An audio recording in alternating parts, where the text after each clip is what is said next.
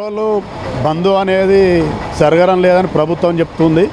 ఇక్కడ ఏమంటారు అంటే పెట్రోల్ బంకులు బంద్ అవుతున్నాయి, పెట్రోల్ దొరుకుతలేదని చెప్పి జనాలు వాట్సాప్లలో ఫేస్బుక్లలో రాగానే జనాలు బాగా ఎగబడి పెట్రోల్ బంకుల దగ్గరికి రావడం జరుగుతుంది.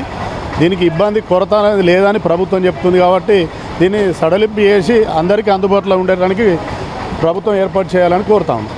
అక్కడ యుద్ధం జరిగితే ఇక్కడ వాతావరణంతో ఇంత సఫర్ అవుతున్నారు కదా. రాత్రి నుంచి వచ్చినాము, రాత్రి ఒకసారి వచ్చి వెళ్ళిపోయినాము, మళ్ళీ ఇప్పుడు వచ్చినాము. ఇప్పుడు 2 గంటలు నిలబడితే దొరికింది. ఇప్పుడు ఫుల్ ట్యాంక్ చేయించినాం. ఇక స్టేట్మెంట్ ఏం రాలేదు కదా, పేపర్లు అయితే ఏం చేయలే. పబ్లిక్ని ఒకళ్ళు చూసి ఒకళ్ళు ఇట్లా చేస్తున్నారు అంతే.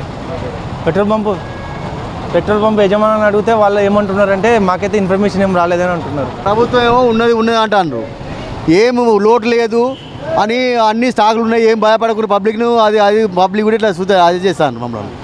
ఇక్కడికి వస్తే ఇంత లైన్ చూడండి ఎంత ఇబ్బందుల పాలవుతుంది. కనీసం బాటలు అక్కడ బండి ఆపుకొని 2 కిలోమీటర్లు నడుచుకుంటూ వచ్చి నేను. ఇప్పుడు ఏందన్నా స్టాక్ ఉందని అంటారు, కానీ స్టాక్ ఏడుంది? ఎక్కడ బంకులో కూడా పెట్రోల్ లేదు.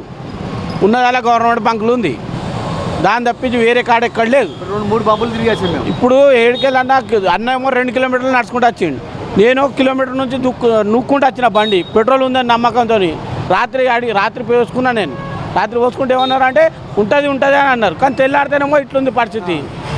ఎంతవరకు న్యాయం గవర్నమెంట్ ఇది?